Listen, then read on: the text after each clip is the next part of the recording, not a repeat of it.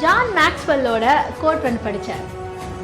உன்னால் உன்னோட தினசரி வாழ்க்கையில் ஒரு சின்ன விஷயத்தை கூட மாற்ற முடியல அப்படின்னா உன்னோட மொத்த வாழ்க்கையிலையும் உன்னால் எதையுமே மாற்ற முடியாது அப்படின்னு சொல்லியிருக்காங்க.